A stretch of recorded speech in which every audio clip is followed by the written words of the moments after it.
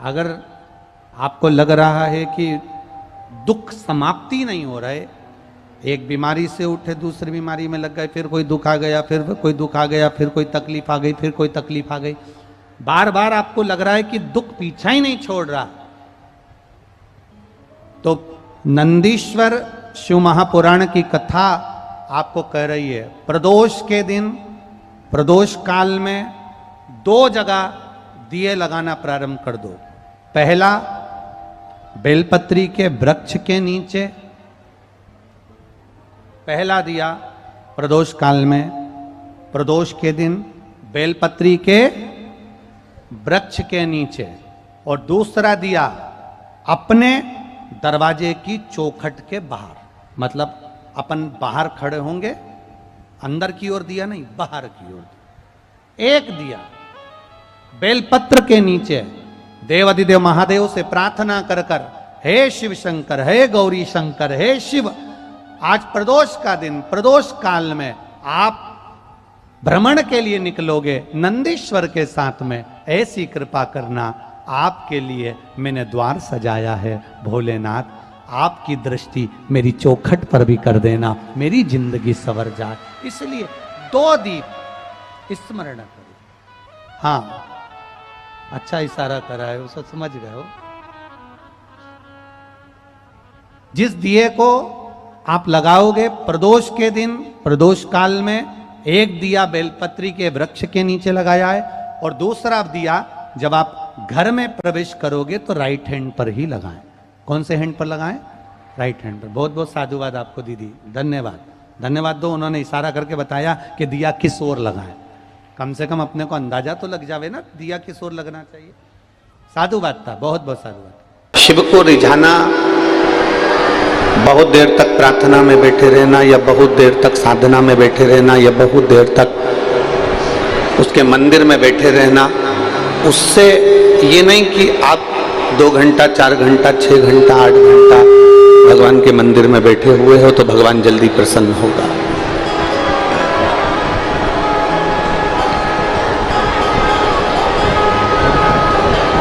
कई लोग ऐसे होते हैं जिन्होंने ये विचार कर लिया कि मंदिर में बैठे रहेंगे तो भगवान जल्दी प्रसन्न हो।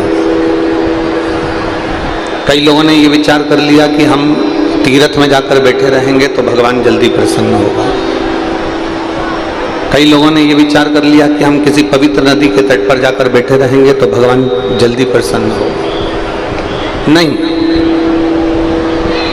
शिव महापुराण की कथा कहती है, एक क्षण का भी अगर आप सत्संग कर रहे हैं, एक क्षण का भी भगवान शंकर का दर्शन कर रहे हैं, एक क्षण का भी आप भगवान की भक्ति कर रहे हैं, एक क्षण की भी अगर आप अविरल भक्ति को धारण कर रहे हैं, तो मेरा देवाधिदेव महादेव तुम्हारे करीब में आता जरूर है, ये निश्चित है, वो पहुंचेगा। अपने जीवन में शिव को पाने के लिए, शंकर भगवान को पाने के लिए हमें कैलाश पर्वत पर जाने की जरूरत नहीं पड़ती।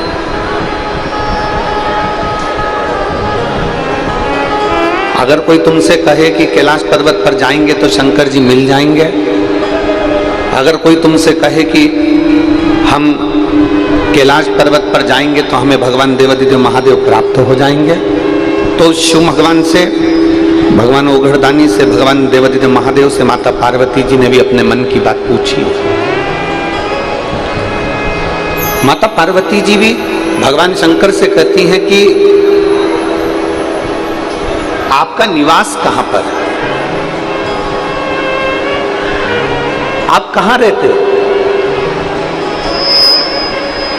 कोई कहता है कि आप कैलाश में निवास करते हो, कोई कहता है आप केदार में निवास करते हो, कोई कहता है आप काशी में निवास करते हो, कोई कहता है आप भीमा शंकर में, कोई कहता है उज्जैनी में, कोई कहता है सोमनाथ में, कोई कहता नागेश्वर में, कोई कहता है ओमकारेश्वर में, कोई कहता है कि आप कैलाश के निवासी हो, हिमालय और पर्वतों पर निवास करते हो, आप प्रयाग में रहते हो, आप हरिद्वार में रहते हो। कई लोग कहते हैं, माता पार्वती जी भी शिव जी से कह रही हैं कि दुनिया के लोग कहते हैं कि आप यहाँ यहाँ निवास करते हो, पर भगवान देवाधिदेव महादेव कहते हैं, भगवान शंकर कहते हैं, पार्वती अगर तुम पूछ रही हो कि मेरा निवास कहाँ है, अगर तुम पूछ रही हो कि मैं कहाँ रहता हूं, तो देवादिदेव महादेव कहते हैं पार्वती, मैं उस भक्त के हृदय में सदा निवास करता हूं जो दुनिया के लोगों का दुख मिटाने का कार्य करता हो और कहीं ना कहीं किसी ना किसी की सहायता करता हो।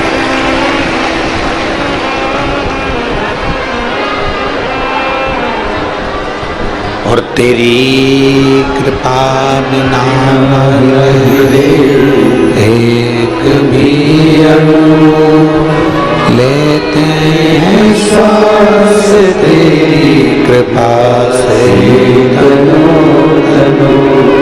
बखान क्या करूं मैं लाखों के ढेर का, चपटी भगोद में खजाना कुबेर का। हे गंगाधार मुक्तिधार ओंकार तू, भोले ओंकार तू, आयो शरण दिया शंभुकार तू। शिव कह रहे हैं, भगवान वो गढ़दानी कह रहे हैं, भगवान शंकर कह रहे हैं, मेरा निवास उस भक्त के हृदय में होता। गला पकड़ रहा है, बहुत खींच के बोलना पड़ रहा है। मेरा निवास उस भक्त के हृदय में होता है जो सदा दुनिया के लोगों के लिए, दूसरे के लिए सहयोग की भावना रखता हो।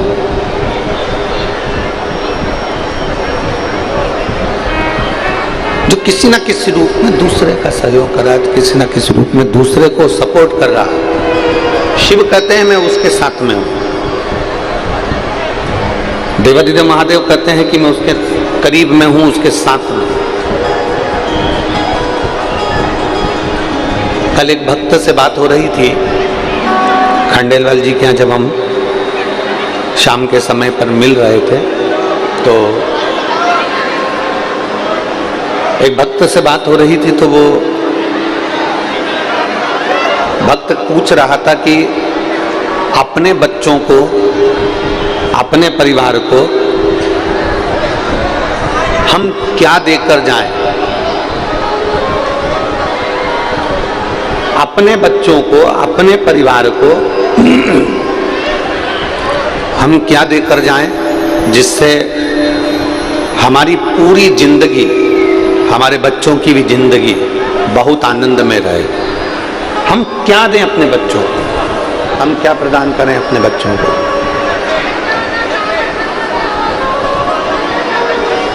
हम अपने बच्चों को दें तो दे क्या। भगवान देवादिदेव महादेव का चरित्र कर रहा है, भगवान शंकर की कथा कर रहा है।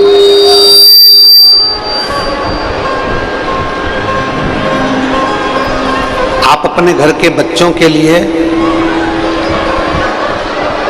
जमीन,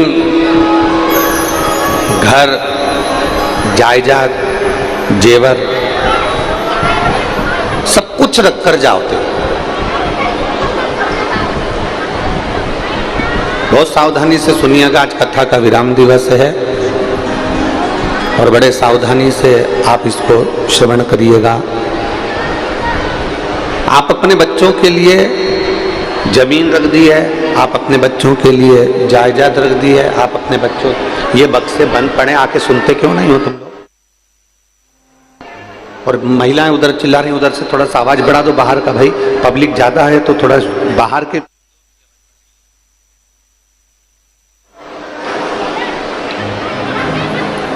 अपने घर के बच्चों के लिए जमीन, अपने घर के बच्चों के लिए जायदाद, अपने घर के बच्चों के लिए जेवर, अपने घर के बच्चों के लिए गाड़ी बंगला, हम सब कुछ रख कर जाते हैं।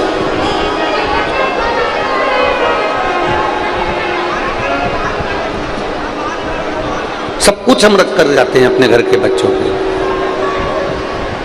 पर शिव महापुराण की कथा कहती है बच्चों के लिए जमीन रखो मना नहीं है, बच्चों के लिए गाड़ी रखो मना नहीं है, बच्चों के लिए जायदाद रखो मना नहीं है, बच्चों के लिए बंगला और जेवर रखो मना नहीं है।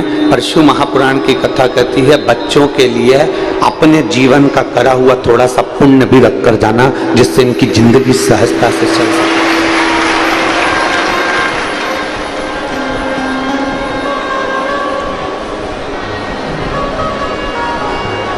जिससे इनका जीवन सहजता से चल सके।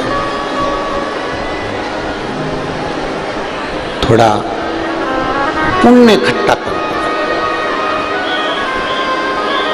थोड़ा सा पुण्य एकत्रित कर इन बच्चों के लिए रखकर जाना है। थोड़ा सा पुण्य इन बच्चों के लिए होना जरूरी है। उसका कारण जमीन छोड़ गए, जायदाद छोड़ गए, गाड़ी छोड़ गए, बंगला छोड़ गए,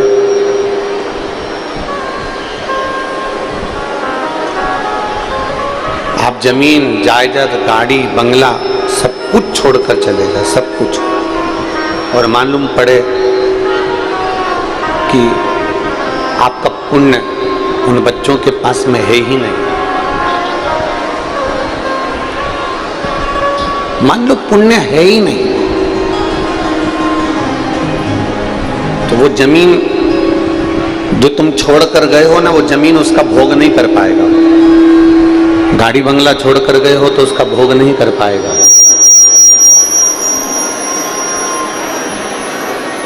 जो भी तुमने छोड़ा है, जो भी तुमने रखा है, उसका वो भोग नहीं कर सकता अगर उसके पास में पुण्य नहीं है तो। अगर उसके पास में पुण्य नहीं है तो वो उसका भोग नहीं करता, वो उसको भोगेगा ही नहीं। जमीन भी कहीं मालूम पड़े किसी ने हड़प ली, जायदाद हड़प ली, जेवर था कोई चुरा कर ले गया, कोई आभूषण था कोई लेकर चले गया। अब तुमने छोड़ा कितना था, तुमने रखा कितना था, तुमने कितना सारा जोड़ जोड़ के रखा और मालूम पड़े उसके पास में पुण्य रूपी पूंजी नहीं थी, पुण्य रूपी आनंद नहीं था, उसके पास में पुण्य नहीं था, तो मालूम पड़े वो सब की सब यहीं रखा कि रखा रह गया। यहां पर सब धरा की धरा रह गया। तो शिव महापुराण की कथा कर रही है कि अपने घर के बच्चों के लिए जमीन रखो, जायदाद रखो, पैसा रखो, दौलत रखो, जेवर रखो, मना नहीं है, पर अपने घर के बच्चों के लिए थोड़ा संस्कार रूपी पुण्य उसके जीवन में रखकर जरूर जाना, जिससे उन सारी वस्तुओं का वो भोग कर सके।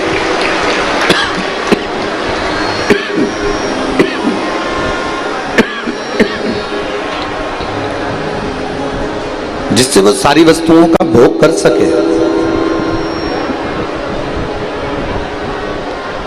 शंभो शरण बड़ी मांगो घड़ी रे घड़ी, दुख काटो दया करीन दर्शन आपो।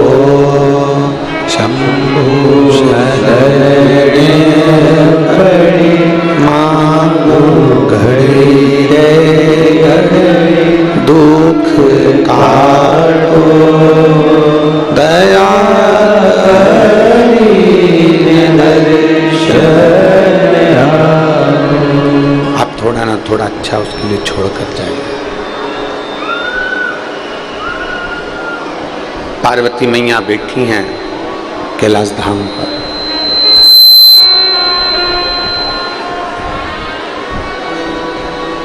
और पार्वती मैया कैलाश धाम पर विराजमान है। दो असुर हैं, एक विदल एक उत्पल, दो असुर हैं। एक का नाम है विदल, दूसरे का नाम है उत्पल।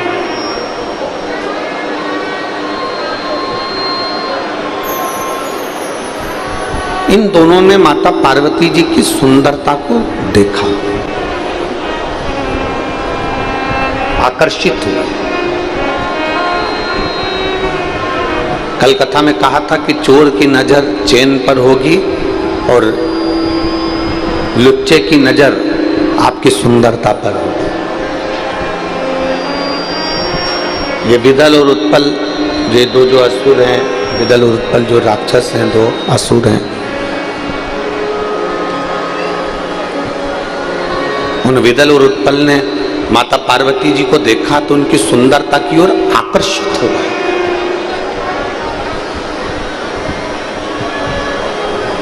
और इतने आकर्षित हुए कि वो माता पार्वती जी को पाने के लिए हाथ पकड़ने के लिए आगे बढ़ने लगे।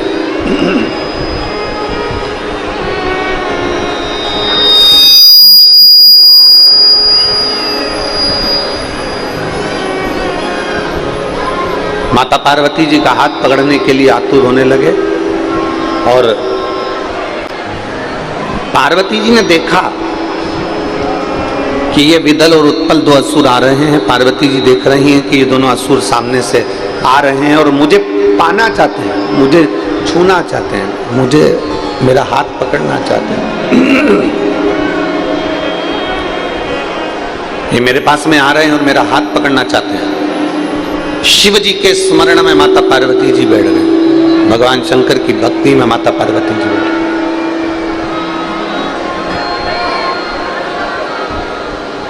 और जो पार्वती मैया भगवान शंकर की अविरल भक्ति में डूबी, अच्छे कार्य की, श्रेष्ठ कर्म की प्रेरणा मेरा देवाधिदेव महादेव ही देता है। जब इस शरीर के द्वारा, इस आत्मा के द्वारा, इस मन के द्वारा, आप हो, हम हैं, किसी के भी शरीर के द्वारा, आत्मा के द्वारा, मन के द्वारा कोई अच्छा कार्य हो रहा हो ना, बहुत अच्छा कार्य आपके हाथ से हो रहा हो, तो समझ लेना ये प्रेरणा देने वाला कोई दूसरा नहीं, ये देवाधिदेव महादेव ही प्रेरणा दे रहे हैं। जैसे ये पवन जी हैं, विशाल जी हैं, सागर जी हैं, मोनू जी हैं, ये सब जो कथा का आयोजन करा रहे हैं,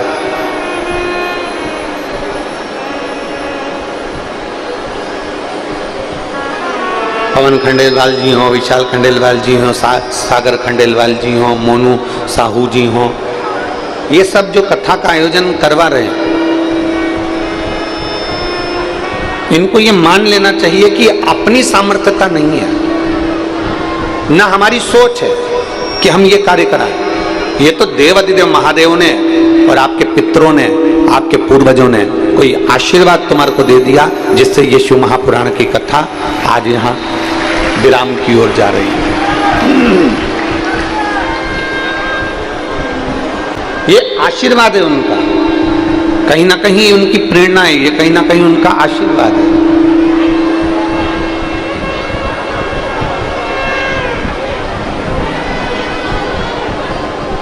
मेरे देवाधिदेव महादेव की कुछ प्रेरणा होगी, मेरे देवाधिदेव महादेव की कुछ कृपा होगी, जो आज हम और आप पवित्र हाटकेश्वर महादेव की इस भूमि पर, अमलेश्वर की इस धरा पर बैठकर शिव महापुराण की कथा सुन रहे हैं। कहीं पुण्य होगा हमारा, कहीं हमारे पूर्वजों का आशीर्वाद होगा, कहीं देवाधिदेव महादेव ने कोई अच्छी बुद्धि, चित्त, प्रेरणा हमको दी है।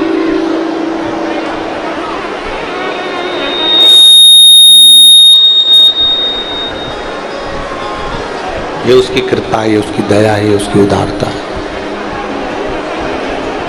पार्वती मैया ध्यान में बैठी हुई है, माता पार्वती जी ध्यान में लगी हुई है,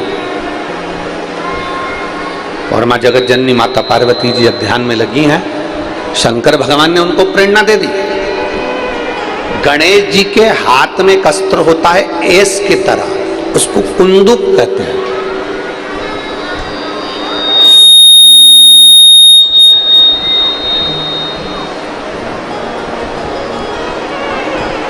उसको कुंदुक कहा जाता है। पार्वती जी ने उस कुंदुक को उठाया और कुंदुक को उठाकर जो प्रहार करा विदल उत्पल पर, विदल उत्पल के प्राण तो छूट गए, पर वो कुंदुक जाकर देवाधिदेव महादेव के पास में गिर गया, शिव जी के चरणारविंद के पास में गिरा।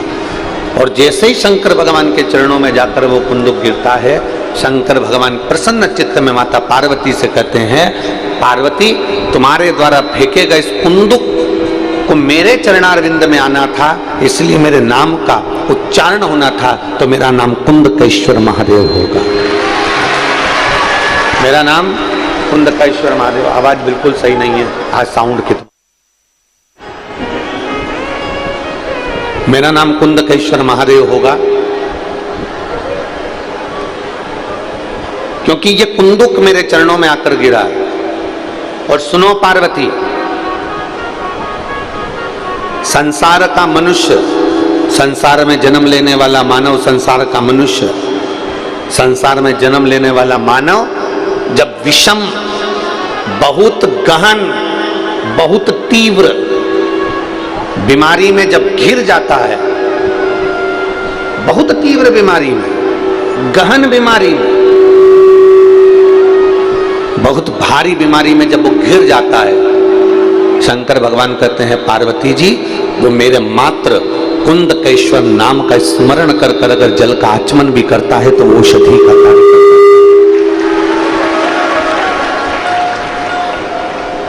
मान लो जल का आचमन भी करा ना उसने, तो वो औषधि का कार्य कर जाए। एक पत्र है, देखिए,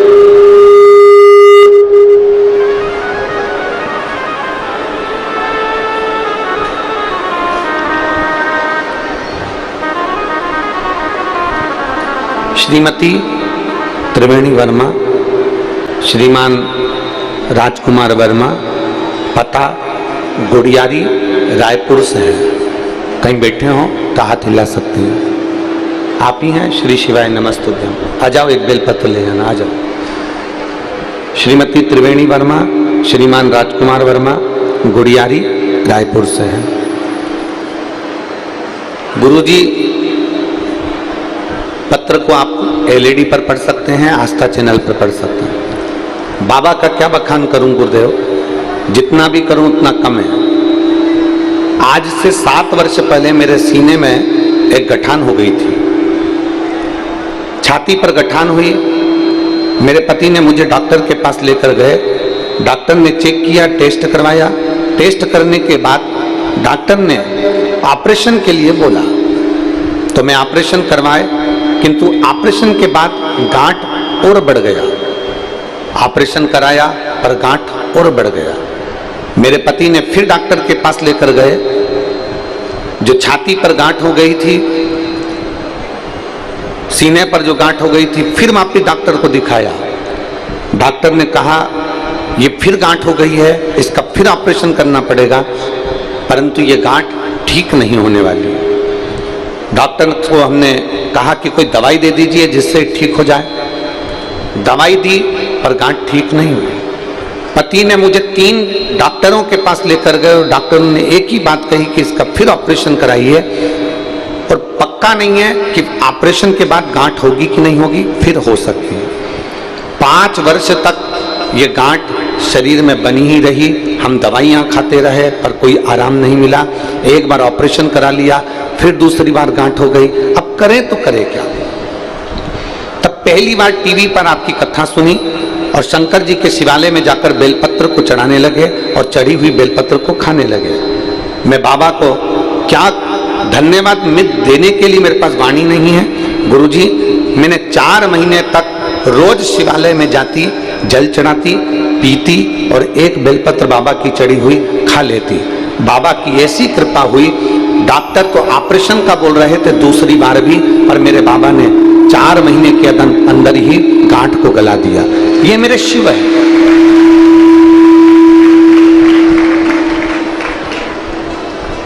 ये मेरे शंकर है, ये मेरे ओघड़ी है, ये मेरे दयालु, मेरे दातार, ये मेरे शंभू हैं, ये ओघड़दानी है।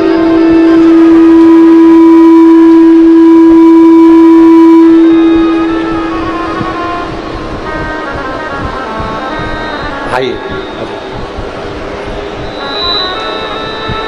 लाइन अच्छी लिखी है आप और हम मिलकर गुनगुनाते हैं। खाली ना जाता कोई घर से तुम्हारे,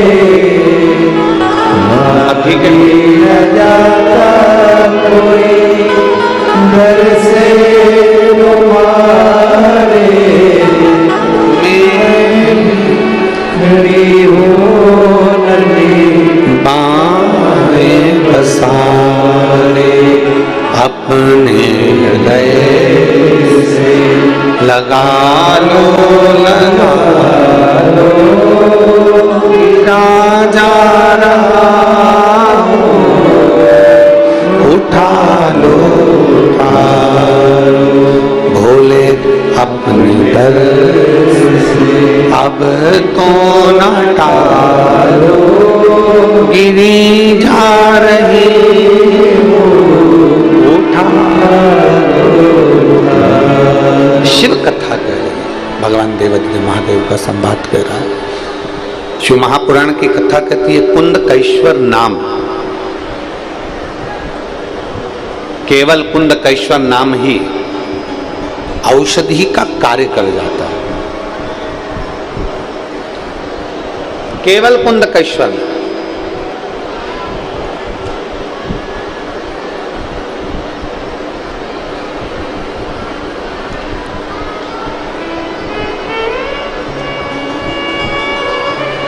जहां आपको लगे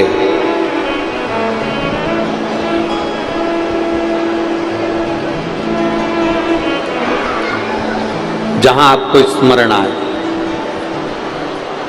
कभी जिंदगी में एक बार प्रयोग कर कर जरूर देखो।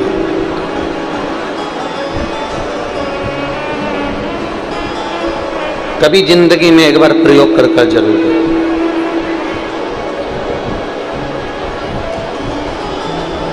कि शंकर भगवान पर चढ़ी हुई बेलपत्री खाने का क्या लाभ हो सकता है, शिव जी को चढ़ाए गए एक लोटा जल से क्या लाभ हो सकता है। अभी बीच में हमारे शरीर को कष्ट हुआ, चोट लगी, डॉक्टरों के हिसाब से महीने ज्यादा लगने थे, पर कुंदकेश्वर महादेव का नाम लेकर जल पीना, डॉक्टर जो औषधि दी है उस औषधि को भी कुंदकेश्वर महादेव के नाम से खाना और बेलपत्री का सेवन करना। बाबा की ऐसी कृपा हुई कि कई महीने लगना थे और बाबा की कृपा से 20-22 दिन में बाबा ने खड़ा कर दिया। ये शिव आराधना का फल है।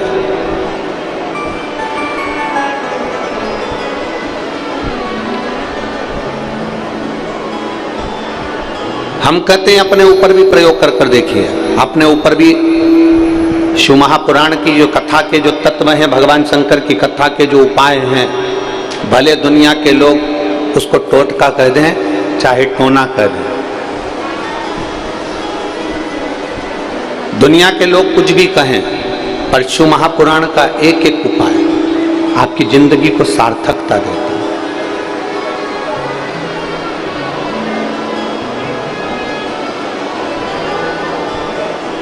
जो बच्चे शहद लगी हुई बेलपत्री को शंकर को समर्पित कर कर जाते हैं और खूब अच्छी मेहनत करते हैं, खूब अच्छी मेहनत,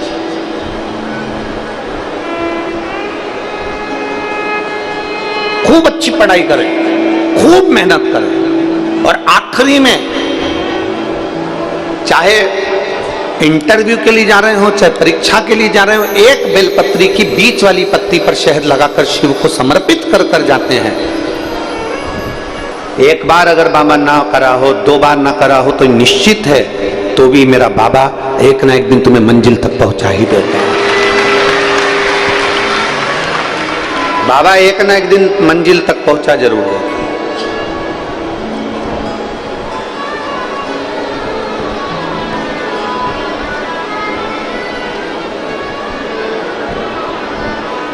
आपकी लगन, आपकी मेहनत और आपका कर्म ये बहुत जरूरी है। शंकर भगवान ने षडानंद कार्तिकेय जी को और भगवान श्री गणेश जी महाराज को बिठाकर समझाया था कि गणेश सुनो और कार्तिकेय सुनो।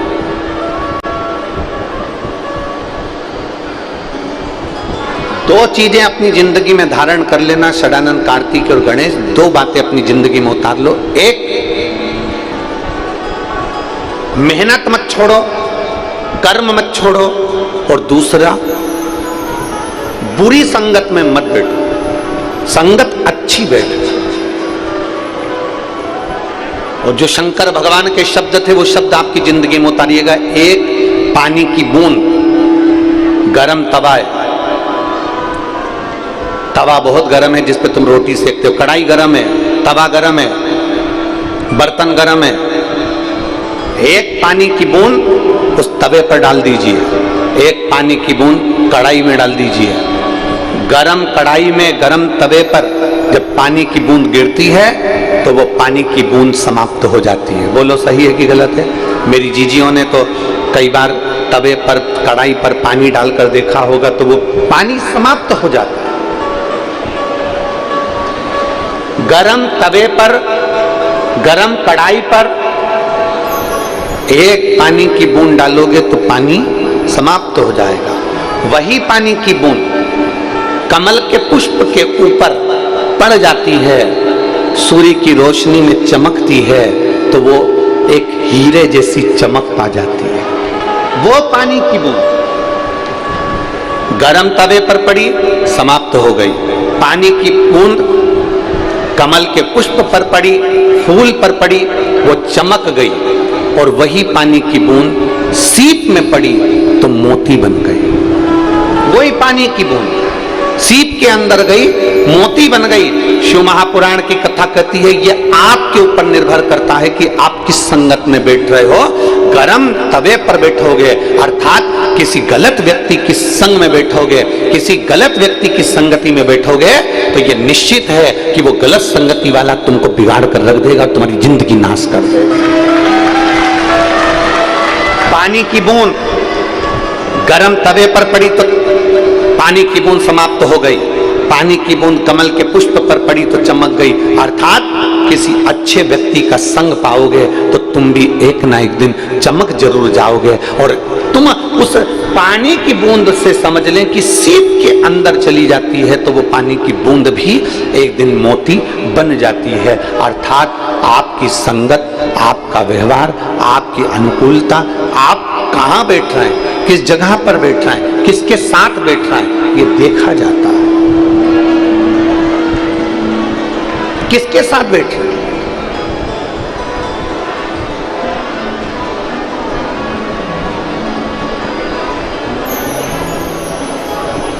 जिसके साथ बैठ रहे हो बर्बाद तो नहीं कर रहा है आपको। 3 मित्र व्यक्ति को बर्बाद कर देते हैं, हमने पहले भी कथा में कहा। पहले नंबर का ताली, प्रशंसा करने वाला तुम्हें एक दिन बर्बाद कर देगा। बहुत बढ़िया, दे 2-4 और धर के दे, खूब मार अच्छे से। तेरे में इतनी दम है रे, तेरे पास खूब पैसा है, तेरे पास कमी है क्या? 2-4 को अगर मार भी देगा तो तेरा पिताजी छुड़ा लाएगा। ये प्रशंसा करने वाले, ताली बजाने वाले, प्रशंसा करने वाले एक दिन तुमको खड्डे में लाकर छोड़ देंगे। ताली मित्र, थाली मित्र, होटल में खिलाने वाले एक दिन तुझे बर्बाद कर कर छोड़ देंगे। और तीसरे नंबर पर है प्याली मित्र, एक साथ पीना, जो तुम्हें पीने की भी आदत ना हो और पीने की आदत डाल दें, वो तुमको बर्बाद के सिरे पर लाकर छोड़ देंगे। ये निश्चितता है। आप किसकी जिंदगी जी रहे हो?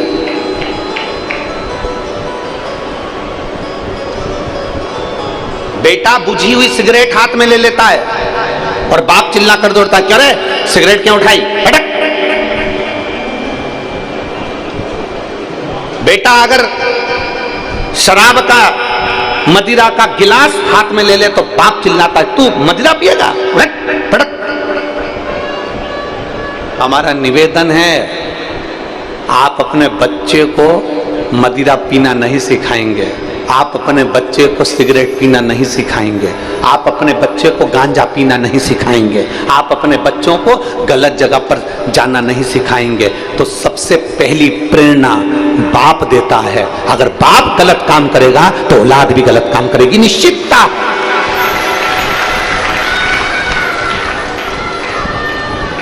अभी कथा में कहा अपने घर के बच्चों को तुम जमीन देकर जाओगे, अपने घर के बच्चों को तुम मकान देकर जाओगे, अपने घर के बच्चों को तुम गाड़ी देकर जाओगे, अपने घर के बच्चों को तुम जेवर देकर जाओगे, सब कुछ देकर जाना। अगर आप अपने बच्चों को संस्कार देकर नहीं गए तो ये बच्चे जितनी जमी जमाई जमीन जायदाद गाड़ी बंगला है ना, एक दिन नशे की हालत में कहां सिग्नेचर कर आ जाएगा, किसको देकर आ जाएगा मालूम नहीं पड़ेगा, कहां बर्बाद कर आएगा मालूम नहीं पड़ेगा। शिव महापुराण की कथा में संकल्प लेकर जाया करो कि मैं संकल्प लेकर जा रहा हूं कि मैंने अभी तक भले दारू का नशा करा हो, सिगरेट का नशा करा हो, गांजे का नशा करा हो, चरस का नशा करा हो, मैंने जिंदगी में सारे नशे करे हो, पर आज शिव महापुराण की कथा से मैं प्रेरणा लेकर जाता हूं कि अपनी औलाद को अगर अच्छा बनाना है तो सबसे पहले नशा में छोड़ूंगा।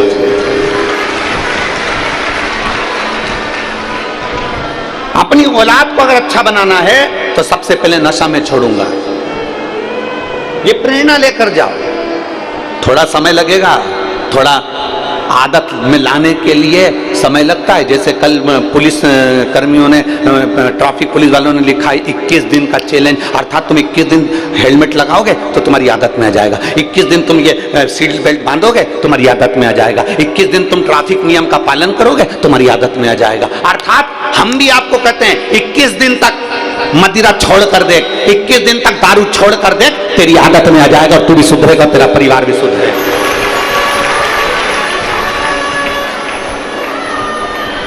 अपने बच्चों को हम गर्त में लेकर जा रहे हैं,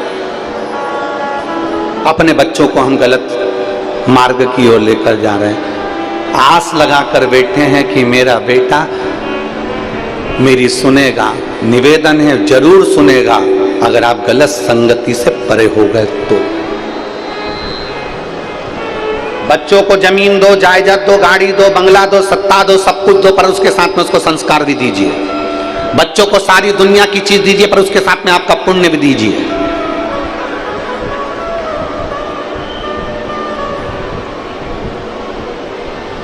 पुण्य भी दो उसको।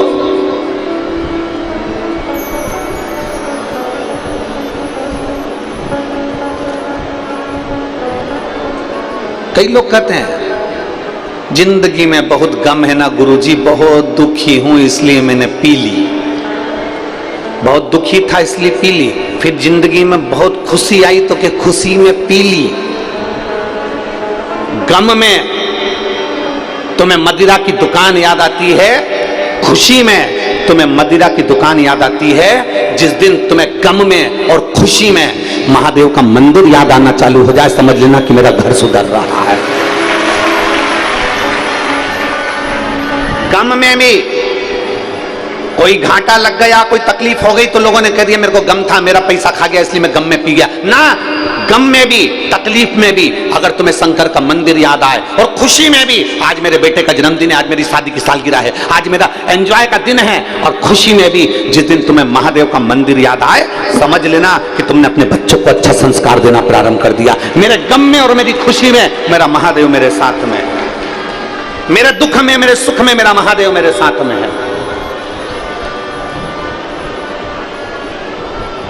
और कोई तुमसे आकर कह दे शंकर के मंदिर जाना छोड़ दो, कोई तुमसे आकर कह दे कि शंकर की कथा में जाना छोड़ दो, कोई तुमसे कह दे कि शंकर के मंदिर में जल चढ़ाना छोड़ दो, इतना याद रखना, जो तुमसे कहे कि मंदिर जाना छोड़ दो, सबसे पहले उसके घर पर जाना छोड़ देना, उसके मुख देखना छोड़ देना और उसका पास जाना छोड़ देना।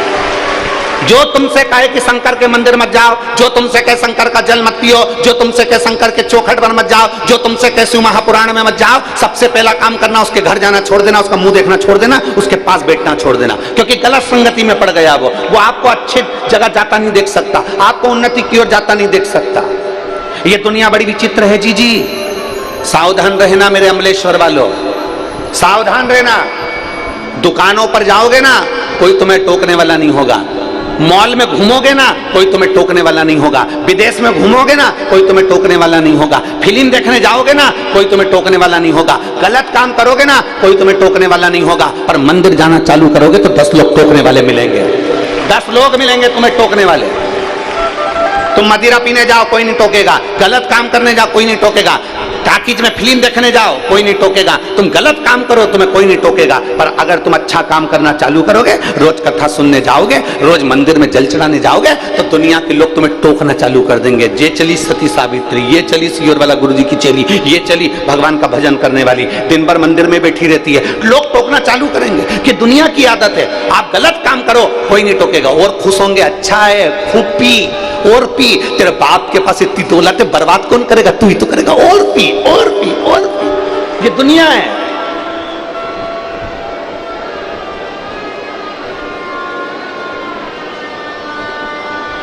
कोई नहीं टोकेगा। फिल्म देखने जाओ, बोला ईमानदारी से बोला, आप लोग कभी टाकीज में गए हो फिल्म देखने के लिए, किसी ने टोका तुमको कि फिल्म मत देखा करो, फिल्म मत जाया करो? आप लोग रायपुर में बड़े बड़े मॉल में घूमने के लिए जाते हो, उस मॉल में किसी ने टोका? या मॉल में काय को आते हो? मॉल में मत जाया करो, दुकान पर मत आया करो, कोई नहीं टोका?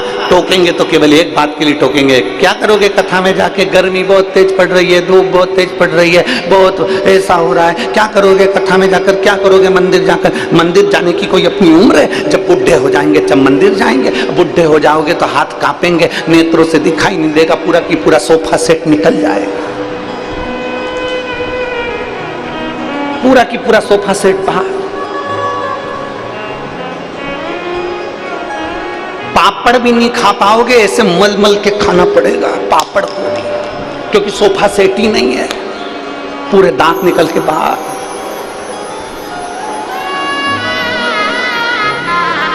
और दाल और बाटी तो भूल ही जाओ, फिर सोफा सेट ही नहीं, क्या करोगे? देखिए, half set, full set, dinner set, drawing set, sofa set, और मालूम पड़े घर में आदमी अपसेट, क्या करेगा वो सेट? पत्नी से पूछो कि उसके गले में सोने का हार अच्छा लगता है क्या? पत्नी एक ही बात कहेगी, ये सोने का हार जब शोभा देगा जब मेरा पति गलत संगति से बाहर होगा, तो सोने का हार भी मेरे गले में शोभा देगा। क्या मेरे हाथ में ये सोने की चूड़ियां शोभा देगी? हीरे रतन माणिक मोती की चूड़ियां शोभा देगी? नहीं, शोभा जब देगी जब मेरे पति पर कोई उंगली ना उठाए, कोई मेरे पति को नशेला गंजेड़ी भंगेड़ी आप शब्द ना कहे। मेरा पति जब श्रेष्ठ हो जाए तो मेरे हाथ में हीरे की चूड़ियां भी शोभा देती हैं, मेरे गले का हार भी शोभा देता है। पत्नी से पूछो। इसलिए निवेदन है मेरा आप सबसे मत बुरे कर्म कर बंदे वरना पछताए, भगवान की आंखों से तू बच नहीं पाएगा, तू बच नहीं पाएगा। अरे ओ अज्ञानी मत करना, अरे ओ अज्ञानी मत करना, तेरे कर्म का फल भी तू ही पाएगा, जैसा किया तूने तेरे आगे आएगा। मत बुरे कर्म कर बंदे वरना पछताएगा, भगवान की आंखों से तू बच नहीं पाएगा, तू बच नहीं पाएगा। अरे ओ अज्ञानी मत करना दानी। एक पानी की बूंद तवे पर पड़ी जल गई, पानी की बूंद कमल पर पड़ी चमक गई, पानी की बूंद अगर सीप में पड़ी तो मोती बन गई। आप पर निर्भर करता है कि आप किसके साथ रहना पसंद करेंगे, किसकी संगति में आना पसंद करेंगे, किसके करीब रहना पसंद करेंगे। जो आपको सतमार्ग बताएगा ना, वो दोस्त भी अच्छा नहीं लगेगा आपको। अगर कोई दोस्त नहीं पीता ना और वो सही में बोलेगा आपको कि क्यों पीता है रे, देख भाभी की ओर देख, बच्चों की ओर देख, क्यों गलत काम करता है रे, तो वो दोस्त गलत लगेगा आपको, वो मित्र बेकार लगेगा आपको। सियोर वाला महाराज अगर समझाने का काम करेगा तो सियोर वाला महाराज बुरा लगेगा आपको। अरे महाराज कहां की कथा लेके बैठे हो, शंकर जी का कथा बताओ, क्यों फालतू की बात लेकर बैठे हो। शिव महापुराण की कथा कहती है, शंकर जी का चरित्र कहता है। दुनिया के लोग भजन में गाना गा गा के कहते हैं कि वो पार्वती जी भांग घोटे और पीवे भोला। कई लोग कहते हैं पार्वती जी भांग घोटती हैं, शंकर जी भांग पीते हैं। पर शिव महापुराण में कहीं नहीं लिखा कि पार्वती जी ने भांग घोटी है और शंकर जी ने पी है, कहीं नहीं। भारत की नारी, भारत में जन्म लेने वाली एक स्त्री अपने पति को नशे में नहीं देख सकती, तो मेरी पार्वती भांग घोट कर पिलाएगी? भूतो न भविष्य दे, कभी नहीं। मेरी पार्वती मैया कभी भांग घोट कर नहीं पिला सकती, क्योंकि पार्वती जी भी भारत की वो भूमि की, इस कैलाश धाम की, इस पृथ्वी की माता है। और माता कभी भी गलत प्रेरणा नहीं दे सकती, प्रेरणा अच्छी ही देगी, गलत प्रेरणा नहीं देगी, श्रेष्ठ प्रेरणा। दो चीजें हैं। शंकर भगवान ने पार्वती जी से कहा, पार्वती एक अपनी ध्यान रखो, कार्तिकेय गणेश, ये दो चीजों का ध्यान रखना है। एक, गलत संगत में मत बैठो, बिल्कुल मत, गलत संगत में नहीं, अच्छी संगत करो।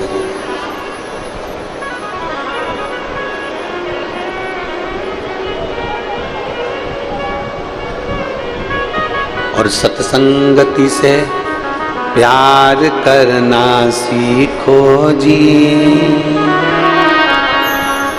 इस देह का उद्धार करना सीखो जी।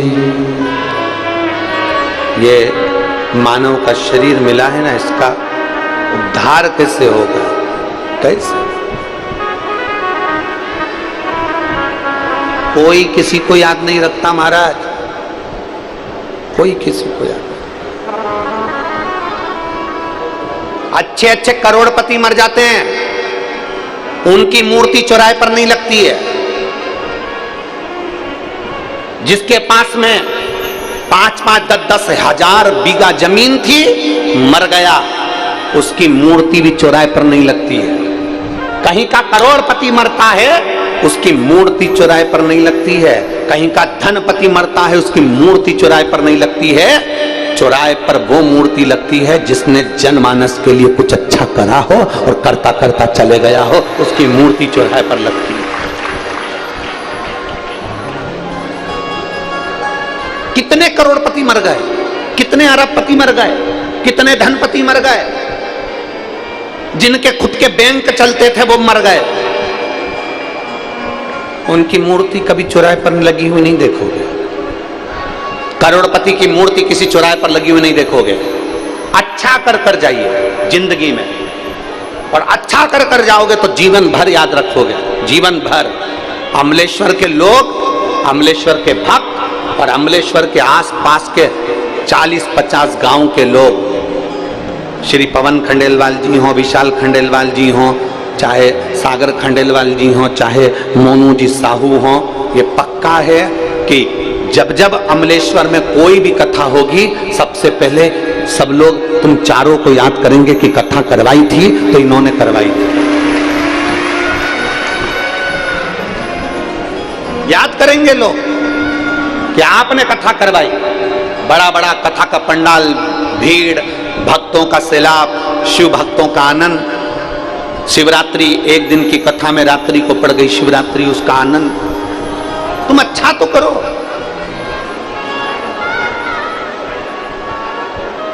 कुछ अच्छा करिए।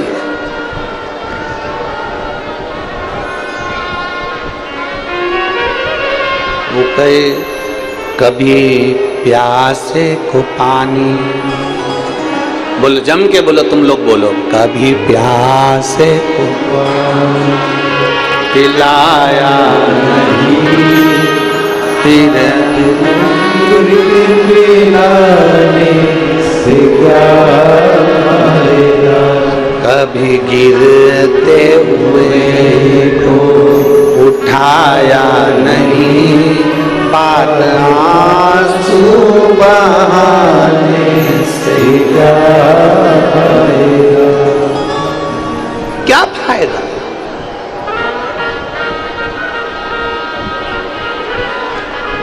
क्या लाभ।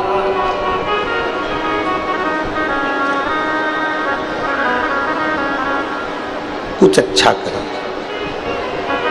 शिव महापुराण में 7 दिन की कथा या 5 दिन की कथा, तुम्हारे नजदीक में 200-300 किलोमीटर के दायरे में भी अगर शिव महापुराण की कथा हो रही है और तुम्हें सूचना मिल जाए कि ये लाखों भक्त आए हैं, अपनी तिजोरी में से थोड़ा सा धन निकालना, प्यासों के लिए पानी की व्यवस्था करना और कुछ ना कुछ इनका मुंह झूठा कराने की व्यवस्था करना, क्योंकि तिजोरी में तो धन पड़ा की पड़ा रह जाएगा, पर जो धन का पुण्य तुम बना कर जाओगे, ये पानी पिलाना, किसी को भोजन कराना। एक लोगों ने खिचड़ी, कल हम देख रहे थे, कल गाड़ी में जा रहे थे, वो सागर भैया हमको गाड़ी से लेकर जा रहे थे, सागर खंडेलवाल जी, तो हमने कल स्मरण किया,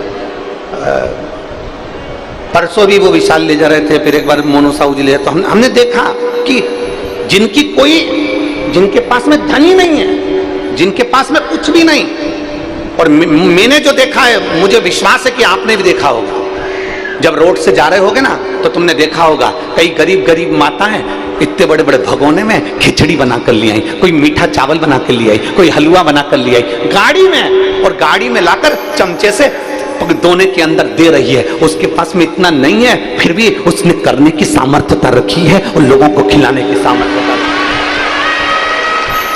और कई अमलेश्वर, रायपुर, दुर्ग, छत्तीसगढ़ में कई ऐसे भी सेठ होंगे जिनकी खूब राइस मिल चल रही होगी और चावल का एक दाना खिलाने की जान से निकल जा रहा होगा, पर खिला नहीं पा रहा होगा। कई ऐसे भी होंगे कि एक चावल का दाना कहीं किसी को खिलाने के काम नहीं आया।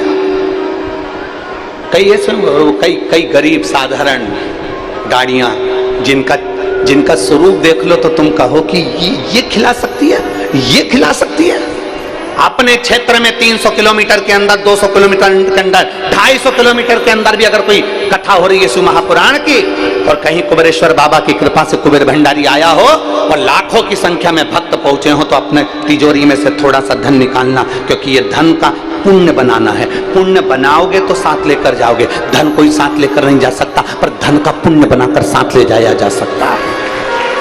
धन का पुण्य बनाइए। हम ये भी नहीं कहेंगे कि किसी को दे दो, तुम तो सीहोर वाले महाराज को भी मत दो, पर इतना याद रखना कहीं के महाराज को मत दो, पर अपने हाथ से करो। कल हमने वो देखा तो हमने वो उसको सागर को कहा कि सागर खंडेलवाल जी को कि सागर भैया ये गाड़ी थोड़ा स्लो करो। उनने गाड़ी स्लो करी। हमने देखा कि उनके घर के बाहर एक प्याऊ लगा था, तो प्याऊ लगा तो पूछना हमने ये बात कही कि नहीं, तो हमने कहा कि ये प्याऊ अभी कार्यक्रम के लिए लगा है कि पहले से लगा है। तो वो सागर भैया बोलते नहीं गुरुजी, यहाँ तो प्याऊ पापा का बड़ा मन रहता, मम्मी का, तो ये चलता ही रहता है। हमने उनको कहा साधुवाद है आपको, कम से कम जनमानस की प्यास बुझाने के लिए आपने प्याऊ तो लगा रखा है। ये साधुता है, इसको देखकर प्रसन्नता होती है। किसी भूखे को भोजन कराना, किसी प्यासे को पानी पिलाना। कोई बच्चा एजुकेशन के लिए पढ़ना चाहता है, उसकी बच्चे की लगन है, उसके पास में पैसा नहीं है और उसे पढ़ना है, उस बच्चे की एजुकेशन कराने का प्रयास करो। कभी कोई हमसे आकर पूछे कि सीहोर वाले महाराज तुमको इतना लोग दान करते हैं, तुम्हारा धन कहाँ जाता है? आकर देखना गौशाला में, आकर देखना वृद्धों की सेवा में, और कभी आप ऑफिस में जाकर पूछना कि एक रजिस्टर बताओ जिस रजिस्टर में छोटे छोटे बच्चे जो पढ़ना चाहते हैं उनकी एजुकेशन का, उनका कॉलेज, उनका स्कूल का फीस भी बिटले सेवा समिति जमा कर देती है। उसका एक रजिस्टर बना हुआ है, जिस रजिस्टर में जो बच्चा पढ़ना चाहता है, जिसकी एजुकेशन अच्छी, उसको पढ़ना है, धन नहीं है, बेभाव नहीं है, तो समिति उठा देती है खर्चा। आप में वो लगन होना चाहिए। आपका दिया हुआ एक एक रुपया आपको आकर देखना चाहिए सीहोर में कि कहां लग रहा है। आपके धन पे, आपकी पूंजी को आप सबके लिए रखो, पर मना नहीं। उसमें से थोड़ा सा कोई बच्चा पढ़ना चाहता है, अपने गांव का है, अपने मोहल्ले का है, उसके पास धन नहीं है, तुम पढ़ाओ। अपने बच्चे को पढ़ा कर देखना और दूसरे के बच्चे को पढ़ा कर देखना। अपना बच्चा एक बार मुंह चला देगा, पर दूसरे का बच्चा जो पढ़कर बाबू बन जाएगा, मुंह कभी नहीं चलाएगा, तुम्हारा सम्मान करेगा,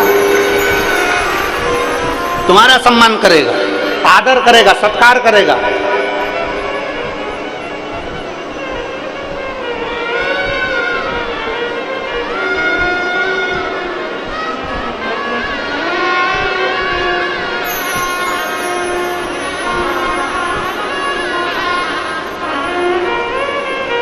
एक ट्रक के पीछे लिखा था, एक ट्रक के पीछे लिखा था, कर भला तो। आप लोगों ने पढ़ा है, हम समझे ट्रक के पीछे, हम नहीं पढ़ा। जम के बोलो, क्या लिखा था? कर भला तो होगा, अच्छा करिए, अच्छा मिलेगा, सत्कर्म करिए, सत्कर्म मिलेगा, श्रेष्ठ करिए। और ये श्रेष्ठ करने की प्रेरणा कोई दूसरा नहीं देगा। अच्छा करने की प्रेरणा घर की नारी दे सकती है। पत्नी अपने पति से कहे, सुनो, अपने नगर में कथा हो रही है, जाओ 2-4 पानी के केरिड लो और बटवा दो। तो पति मना भी करे तो पत्नी को प्रेरणा देना चाहिए। कारण, क्योंकि वो पत्नी नहीं है, वो धर्म पत्नी है। पत्नी में और धर्म पत्नी में जमीन आसमान का अंतर होता है। पत्नी पति को पतन के रास्ते पर ले जाती है और धर्म पत्नी पति को धर्म के पथ पर लेकर जाती है। प्रेरणा पत्नी दे, धर्म पत्नी दे। दुकान पर कौन बैठता है? पत्नी की पति। जम के बोलो जल्दी से, अरे बोलो तो। पति। कमाने कौन जाता है? पति। खेती में कौन कर रहा है? पति। अब दुकान चला रहा है तो दुकान पर दिन भर, ईमानदारी से बोलो, साबुन की टिकिया 12 रुपए की बिक रही है 20 रुपए की, तो वो 20 रुपए की बेच रहा है तो थोड़ा ना थोड़ा तो उसके मुंह से झूठ निकल रहा है ना, थोड़ा ना थोड़ा झूठ तो निकल रहा है। पति दुकान पर बैठेगा तो मुख से झूठ जरूर निकलेगा। ऐसा कोई संसार का व्यक्ति नहीं जो झूठ ना बोला हो। अगर दुकान पर बैठे हो, ऑफिस में काम कर रहे हो, नौकरी कर रहे हो, सर्विस कर रहे हो, तो एक ना एक बार कमाने के लिए तुम्हारे मुख से झूठ जरूर निकलता है। झूठ निकलता है तुम्हारे मुंह से। कमाते कौन हो तुम, लाते कौन हो तुम। लाकर पैसा किसको देते हो? पत्नी को। पत्नी चाहे तो पति को प्रेरणा दे कि तुम्हारी कमाई में से 1 रुपया निकाल कर सत्कर्म में लगाना। क्योंकि यहाँ शास्त्र की रीति कहती है, गरुड़ पुराण कहती है कि पति का प्राण भी छूटता है, ऊपर जाता है, यम की कैद में पड़ता है, तो यमराज उसको त्राण देता है, भुगताता है, तो वो रोता है, कहता है मैंने तो अपनी पत्नी के लिए कमाया था, अपने बच्चों के लिए कमाया था, मैंने तो परिवार के लिए कमाया था, मेरे माता पिता के लिए कमाया था, मेरे भाई बंधु के लिए कमाया था। मुझे अकेले को तुम नरक पटक रहे हो। मेरी पत्नी को भी नरक पटको, मेरे बच्चों को भी नरक पटको, मेरे माता पिता को भी नरक पटको, मेरे परिवार वालों को भी नरक पटको, मेरी बहनों को भी नरक पटको, क्योंकि उनने भी तो मेरा हिस्सा खाया है। इतने में धर्मराज कहता है, झूठ तू बोला, कपट तू करा, बेईमानी तू करा। तेरी पत्नी और बच्चे ने कभी नहीं कहा कि तू झूठ बोलकर कमाना, कपट कर कर कमाना। बेईमानी तूने करी, छल तूने करा, कपट तूने करा, तो भोगेगा भी तू, ना पत्नी ना बच्चे, कोई नहीं भोगेंगे। भुगतना तुझे अकेले को पड़ेगा।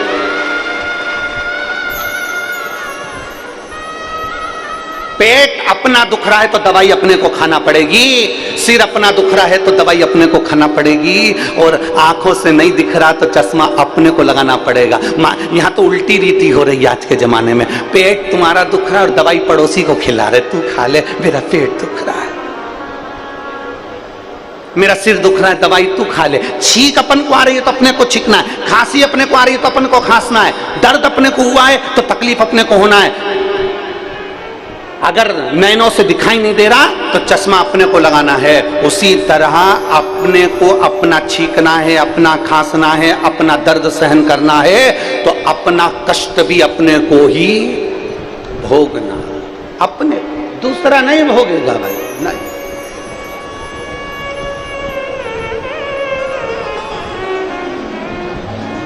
अरे देख लिया संसार हमने देख लिया, सब मतलब के यार हमने देख लिया।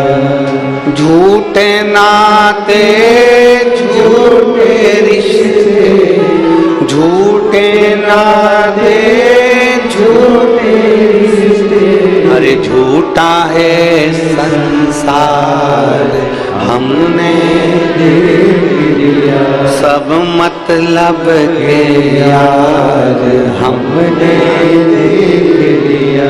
ये प्रेरणा अपने को देना।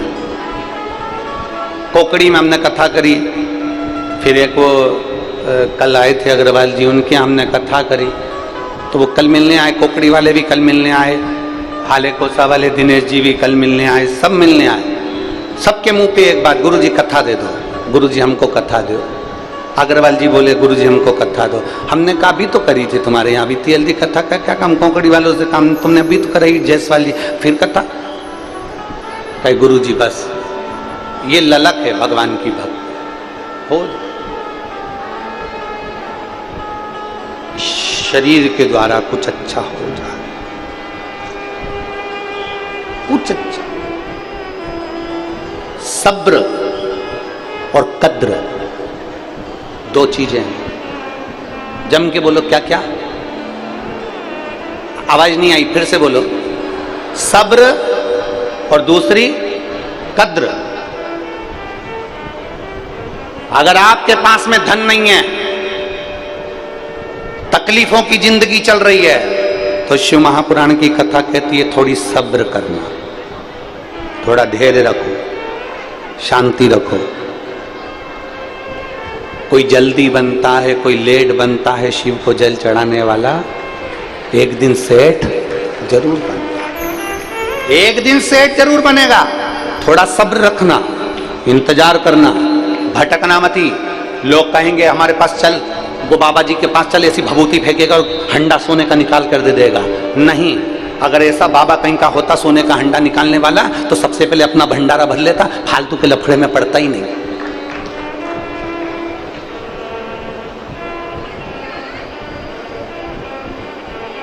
उनके पास चलो, वो तुम्हारा दुख समाप्त कर देंगे। नहीं, अगर दुख समाप्त करने वाले होते तो सबसे पहले अपने परिवार को और अपने घर का दुख समाप्त कर लेते। नहीं, अपना दुख अपने को दो, अपना दुख। दो चीजें दी हैं मेरे भोलेनाथ माता पार्वती जी से करें, दो चीजें मनुष्य के पास होना चाहिए, एक सब्र और दूसरी कद्र। थोड़ा समय लगेगा, दुख कटने में थोड़ी देरी लगेगी, सब्र रखना, इंतजार करना, थोड़ा इंतजार करो, सब्र रखो, होगा। कोई लेट बनता है, कोई जल्दी बनता है, शिव को जल चढ़ाने वाला एक दिन सेठ जरूर बन। थोड़ी सब्र रखना। एक बार में अगर सब आंकड़े की जड़ बांधी, संतान उत्पन्न नहीं हुई, दूसरी बार आंकड़े की जड़ बांधी, संतान उत्पन्न नहीं हुई, हिम्मत मत हारना। मेरे भोलेनाथ जी के दरवाजे पर लोटा भर के जल चढ़ाते रहना, उसके दरवाजे जाते रहना, जब तक वो तेरी गोदी नहीं भरे तब तक उसका दरवाजा मत छोड़ना, छोड़ो ही मत उसका दरवाजा। यहां एक पत्र देखिए,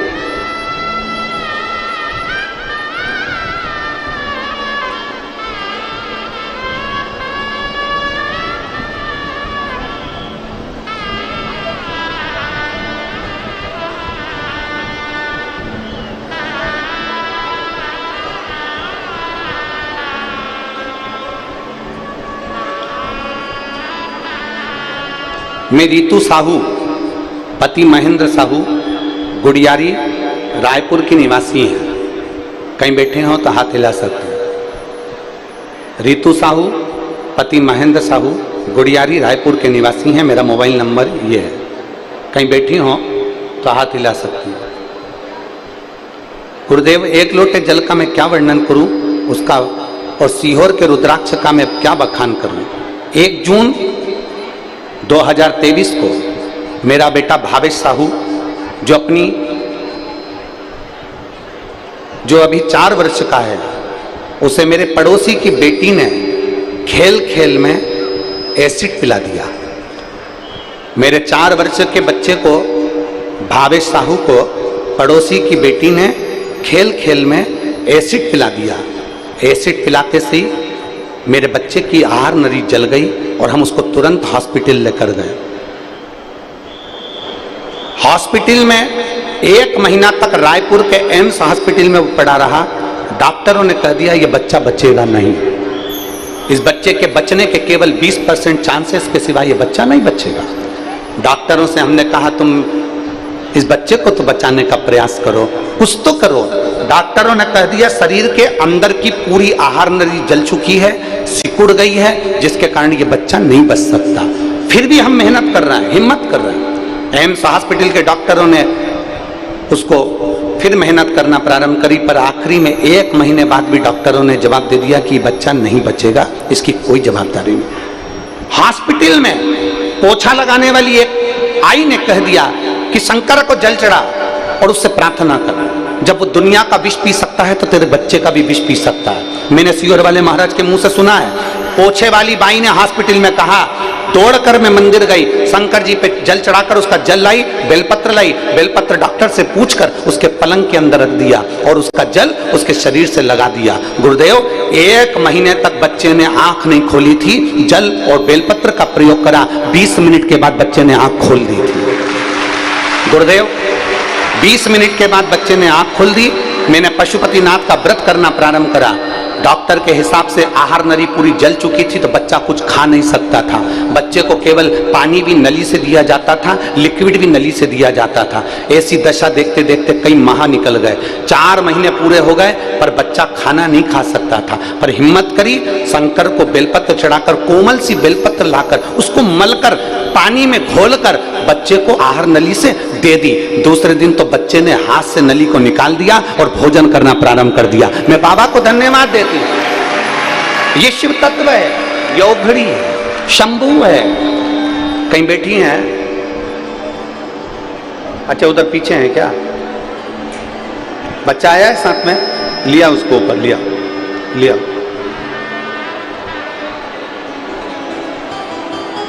डॉक्टर कहते हैं कि जिस एसिड को इसको पिलाया गया है उसके बाद बच्चा जिंदा नहीं रह सकता। पर ये तो गजब हो गया कि तुम्हारा बच्चा खाने भी लगा और बोलने भी लगा और बैठने भी लगा। ये शिव तत्व है, ये शंभू है, औघड़ी है शिव। और खाली ना जाता कोई दर से तुम्हारे, खाली न जाता कोई दर से तुम्हारे, मैं भी खड़ी हूँ पाने पधारे, अपने हृदय से लगा लो, लगा लो, गिरा जा रहा हूँ, उठा लो, भोले अपने दर से अब तो ना टालो, गिरी जा रही हूँ, उठा लो। विश्वास प्रबल करिए, भरोसा प्रबल करिए। और जब विश्वास भरोसा दृढ़ होता है, जब विश्वास भरोसा दृढ़ हो जाए, पक्का हो जाए, समझ लेना मेरा महादेव तुम्हारे पास में खड़ा हुआ है।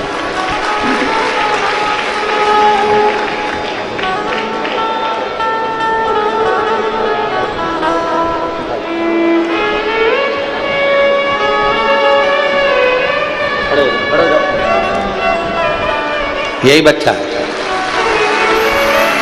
जिसको एसिड पिला दिया गया था और आहार नली पूरी जल चुकी थी, जिसके बचने के भी चांस नहीं थे। शिव मंदिर में जाना, जल चढ़ाना, बेलपत्र लाना, ये शिव की कृपा है। ठीक है, शंभू बेलपत्र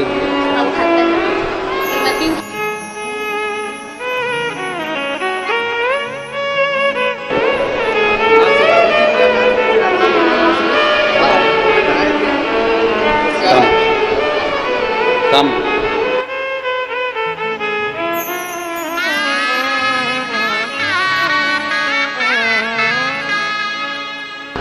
शंभु ओखरी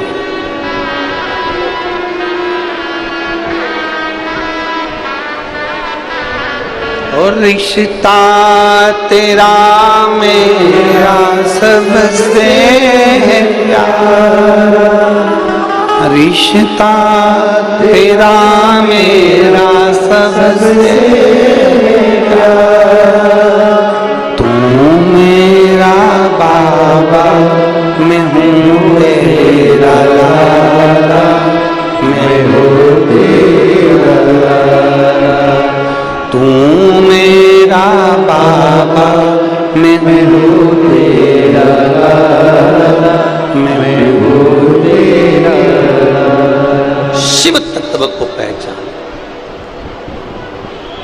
उसको पहचानोगे तो जीवन का सुख पालो।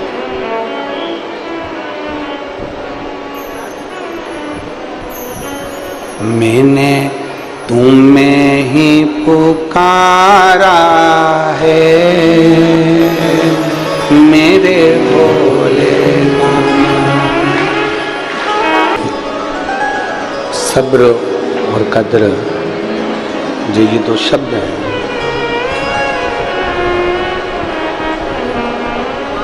थोड़ा धैर्य रखकर, धीरज रखकर, सब्र रखिए।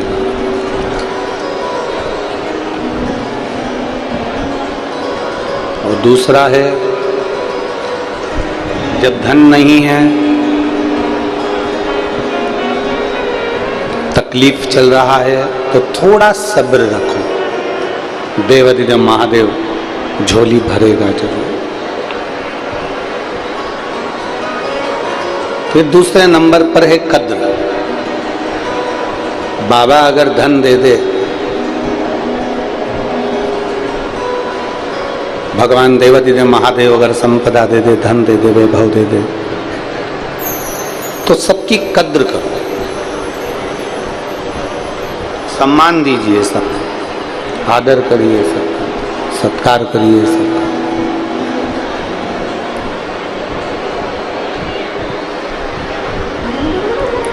सबका आदर, सम्मान, सत्कार, कद्र करो।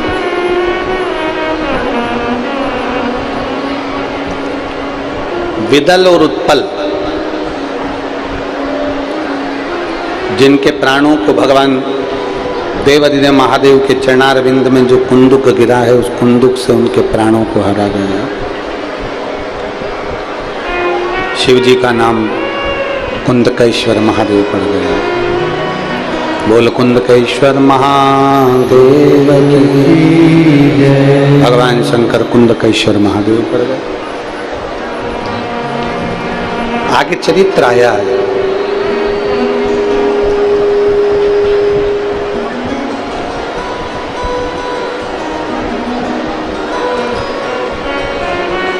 देवता और राक्षसों ने मिलकर मंथन किया,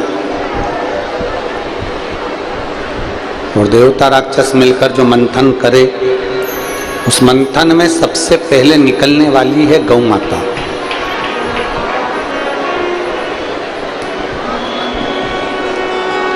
मंथन में सबसे पहले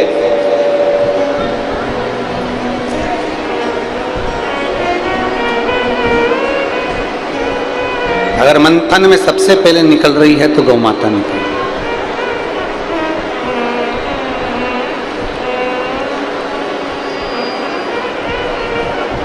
उसका कारण, क्योंकि गौ माता के बाद में जो निकलेगा वो विष निकलेगा, और विष को पीने के लिए अगर कोई पी भी जाता है तो गौ माता का दूध उसको शीतलता प्रदान करे, इसलिए गौ माता को निकालने का कारण केवल इतना।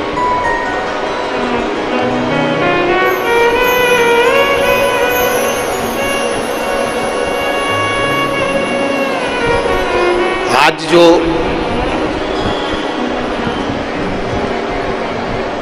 भारत की भूमि पर गौ माता की जो दशा है, उस पर ध्यान देना बहुत जरूरी है।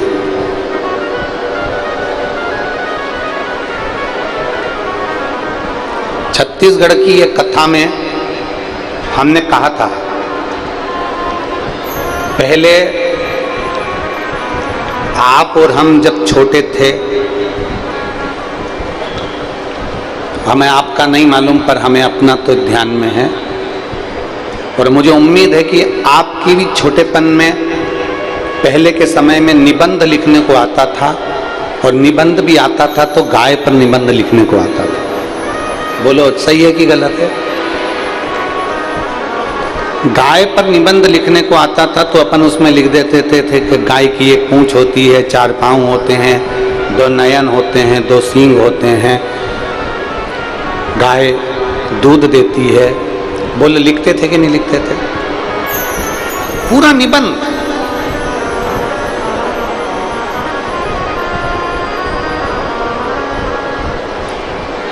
भारत की भूमि पर पहले के पाठ्यक्रम में गौ माता के लिए निबंध लिखने को आता था, पर आज के समय में गौ माता पर निबंध नहीं आता। हमारा तो अगर ये आवाज समय की अवस्था में माननीय राष्ट्रपति जी से माननीय प्रधानमंत्री जी तक अगर पहुंचे तो उनसे केवल इतना ही निवेदन रहेगा कि आने वाला समय गौ माता की जो दुर्दशा हो रही है, इसको बचाने के लिए गौ माता को राष्ट्र माता घोषित करा जाए।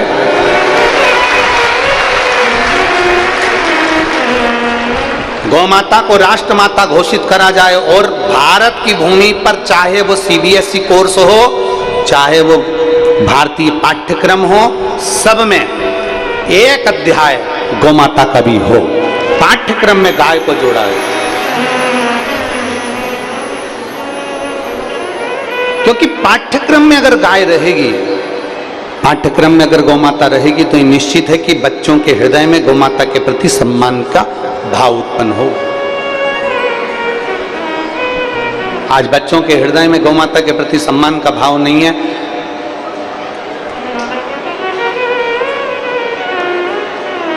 जिस भूमि पर गाय को काटा जाता है, जिस भूमि पर गौ माता की हत्या होती है, जिस भूमि पर गौ माता के मांस की तस्करी होती है, गौ की तस्करी होती है, वो भूमि फिर जल्दी से विकास नहीं कर पाती। वो भूमि एक दिन गर्त में ही चली जाती है। निवेदन है कि आने वाले समय में गौ माता को राष्ट्रमाता का पद दिया जाए, जिससे ये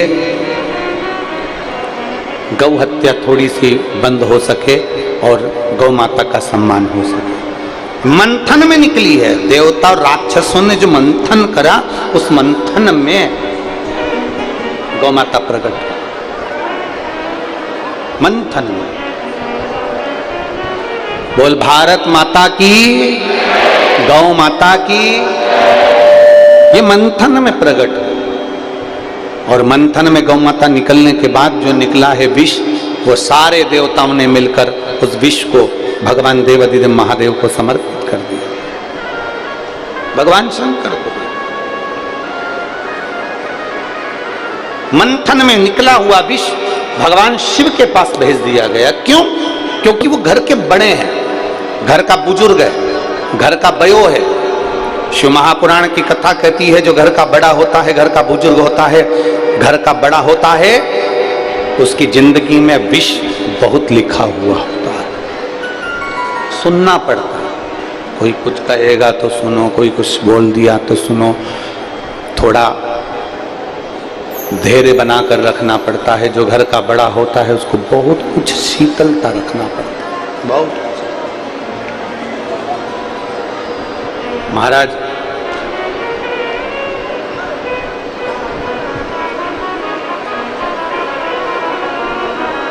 घर का जो बड़ा है उसको गंभीरता में भी रखा जाता है। मेरे देवाधिदेव महादेव, मेरे शंकर, मेरे ओघड़दानी, मेरे शंकर, मेरे शिव, मेरे त्रिकालदर्शी, सारे देव हैं। विष अमृत जो पीते हैं वो देव कहलाते हैं, और जो विष पीता है वो महादेव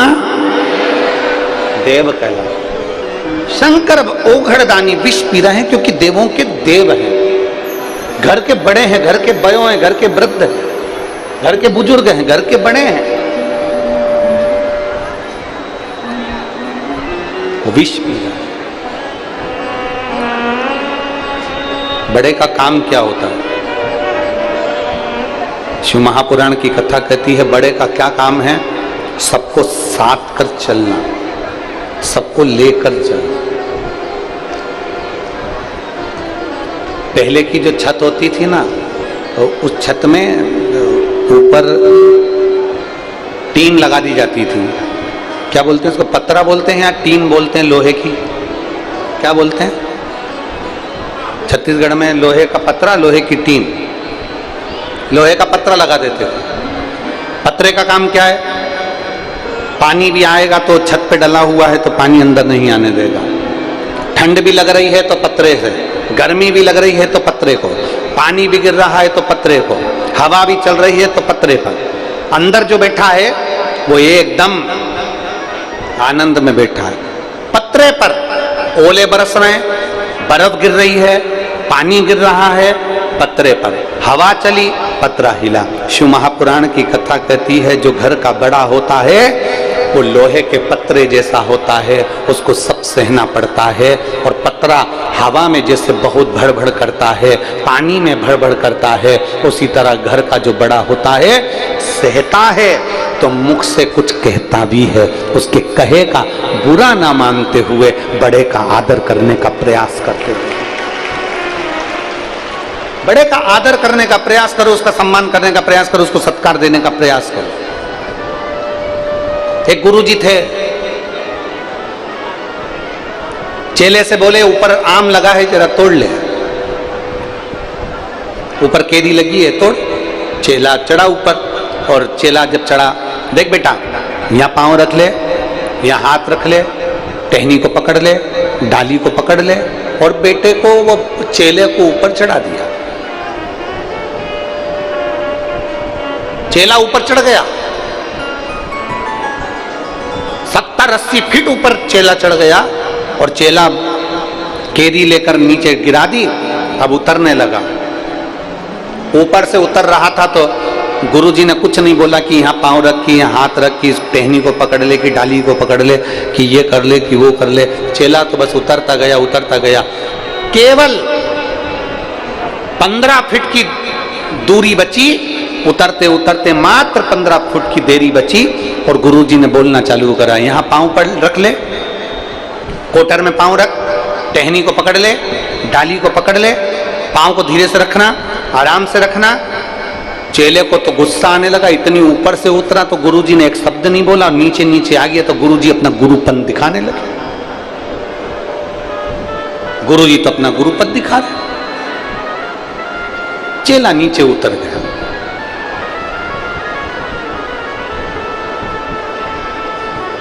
चेला जब नीचे उतरा, उसको गुरुजी ने पूछा, बेटा उतर गए? जी गुरुजी। हाँ गुरुजी।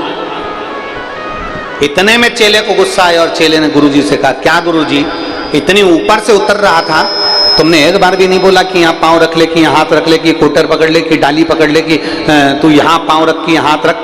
और केवल 10-15 फीट की दूरी बची, उस 15 फीट की दूरी में तुमने कहना चालू कर दिया, इसको पकड़ ले, उसको पकड़ ले, पांव यहाँ रख ले, हाथ यहाँ रख ले, गिर जाएगा, आराम से उतरना, ये करना, वो करना। इतने में गुरुजी ने कहा, देख बेटा नाराज मत हो, जब ऊपर से तू उतर रहा था ना, तेरे हृदय में भय था, तेरे हृदय में भय था। तू ऊपर से तो आराम से उतर गया, पर जो मंजिल जब व्यक्ति की नजदीक में आती है ना, मंजिल जब पास में पहुंचती है ना, व्यक्ति के तब पांव फिसलते हैं। इसलिए उस जगह पर गुरु काम आता है।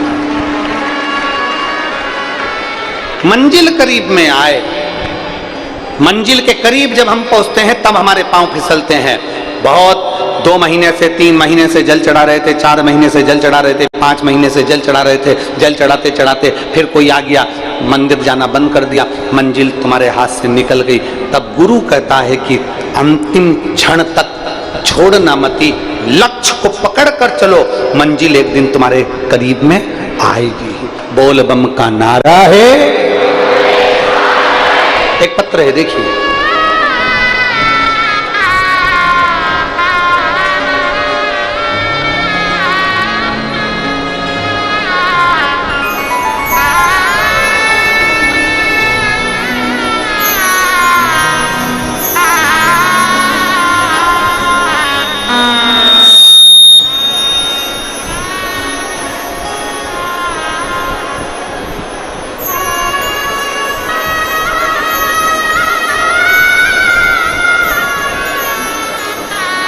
मेरा नाम शारदा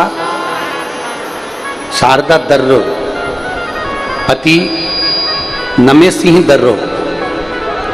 मैं कांकेर छत्तीसगढ़ की निवासी हूँ। कहीं बैठी हो तो हाथ हिला सकती हैं। अगर कहीं बैठी हो तो हाथ हिला सकती हैं। शारदा दर्रो, पति नमे सिंह दर्रो। मैं कांकेर छत्तीसगढ़ की निवासी हूँ। कहीं बैठी हो तो हाथ हिला सकती हैं।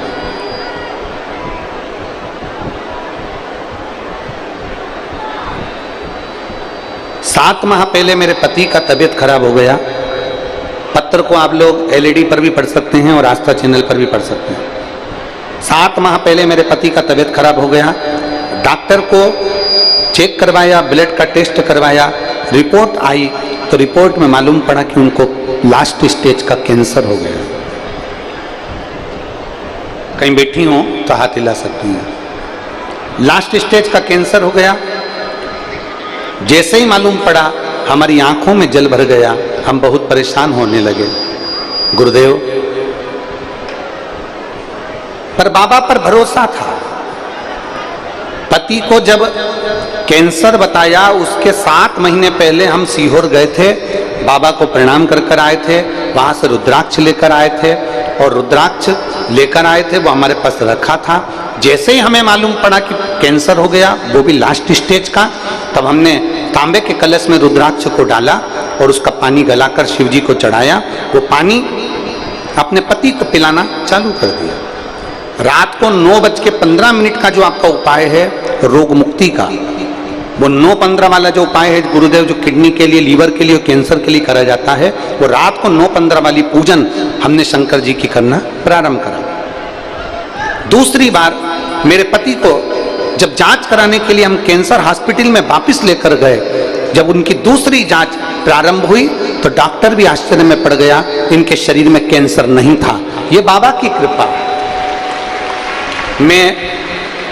मेरा नाम शारदा दर्रो, पति का नाम नमे सिंह दर्रो। मैं कांकेर छत्तीसगढ़ की निवासी हूँ। अगर कहीं बैठी हो तो व्यासपीठ के पास में आकर आई हैं, भेज दो उनको ऊपर, और उनके पति आए हो तो वो भी आ जाएं। उनके पति आए हो तो वो भी आ जाएं।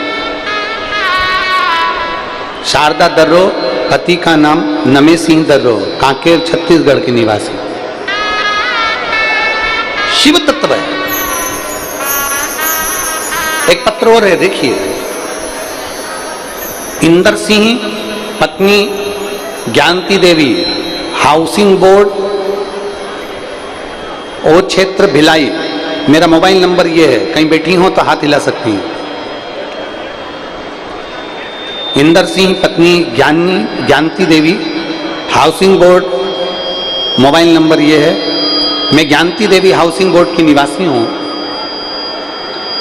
भिलाई छत्तीसगढ़ में रहती हूँ।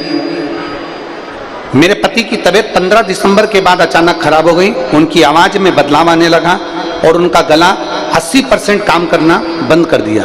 फिर हमने न्यूरोलॉजिस्ट के पास दिखाया। एमआरआई कराने पर रिपोर्ट देखी तो डॉक्टर ने उनको कैंसर बता दिया। कैंसर बताने के बाद इसके बाद हम बड़े अस्पताल लेकर गए। वहां पर डॉक्टर ने रिपोर्ट देखकर कह दिया कि 6 महीने से साल भर के मेहमान हैं। 6 महीने से साल भर के मेहमान हैं, इससे ज्यादा ये नहीं जिएंगे। इनके ब्रेन ट्यूमर हो गया है, उसका फैलाव हो गया है, जिसके कारण बस पूरे शरीर में कैंसर फैल गया। मेरे बड़े भाई ने, जो कि कोलकाता में रहता है, उसने मुझे बुलाया। हम इनको लेकर गए और वहां जाकर हमने इनकी जांच कराई। तो वहां पर भी 24/1/2024 को गए और वहां रहने पर 25-26 जनवरी को छुट्टी होने के कारण 29 जनवरी को हमारे को ऑपरेशन की तारीख दी गई। जब 29 तारीख को ऑपरेशन की तारीख दी गई, हम वापिस कैंसर के हॉस्पिटल में उनको लेकर गए और वापिस उनका CT scan Tata medical centre में पीसीटी, सीटी स्कैन, सीटी टेस्ट सब कराना चालू हुआ तो मालूम पड़ा बाबा की ऐसी कृपा थी गुरुदेव, हमें 29 तारीख मिली थी। 29 तारीख के पहले हमने बाबा का जल चढ़ाना प्रारंभ करा, बेलपत्र खिलाना प्रारंभ करा, और बाद में मालूम पड़ा कि इनको कैंसर है ही नहीं। ये शिव कृपा और बाबा की बड़ी करुणा है। ये शंभु है, इसको कहते हैं शिव तत्व, इसी को कहते हैं शंभु। कहीं बैठे हो, इंदर सिंह पत्नी Gyanti Devi, housing board Bhilai, mobile number ये है। अगर कहीं बैठे हो तो आप बेलपत्र लेने के लिए यहां आ सकते हैं। शिव तत्व इसी को कहते हैं।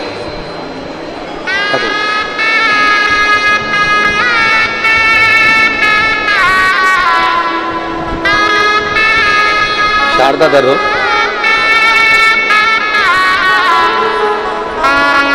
ये शारदा दर्रो जी पति नमे सिंह दर्रो जी, जिनको डॉक्टर ने कैंसर बता दिया था, और रात्रि के 9:15 वाला और शिव जी का रुद्राक्ष का जल और शिव का चढ़ा हुआ जल दिया, जिससे कैंसर समाप्त हुआ। ठीक है बाबू,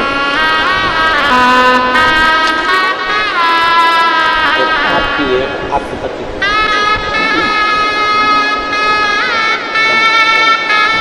ठीक है।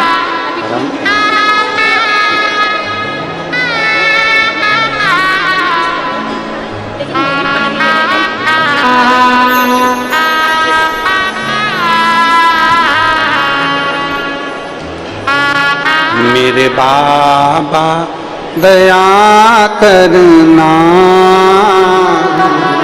मैं तेरे भरोसे, भोले बाबा दया करना, मैं तेरे भरोसे,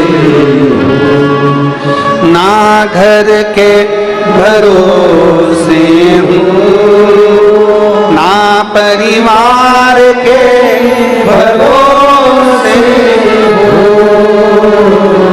मेरे बाबा दया करना,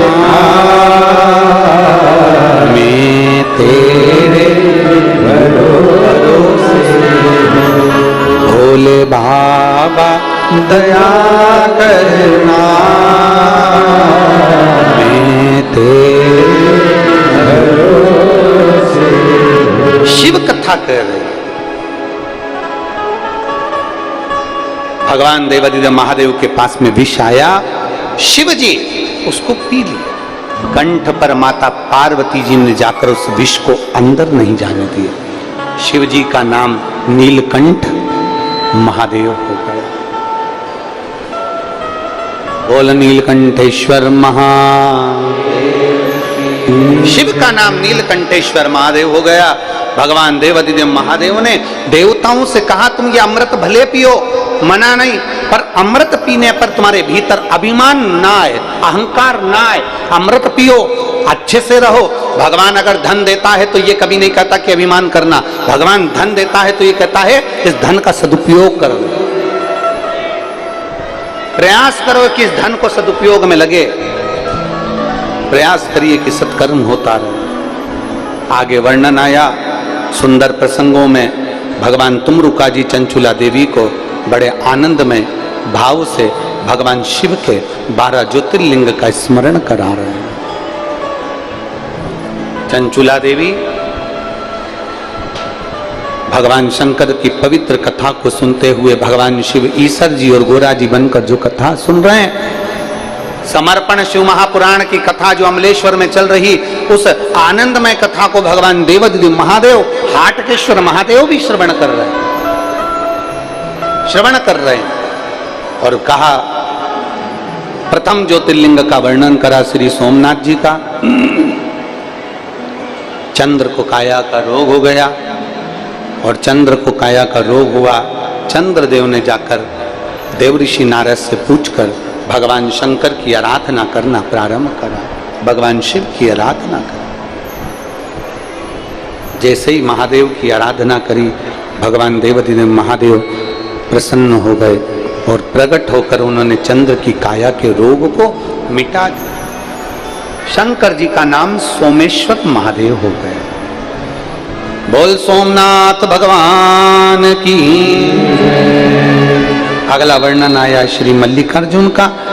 कार्तिकेय बाबा रुष्ट होकर चले गए थे, जिनको मनाने के लिए भगवान देवाधिदेव महादेव शंकर भगवान माता पार्वती जी के साथ में पहुँचे हैं श्रीशैलम पर। उन्होंने जाकर उनको राजी करा। शिव पार्वती वहाँ विराजमान हुए।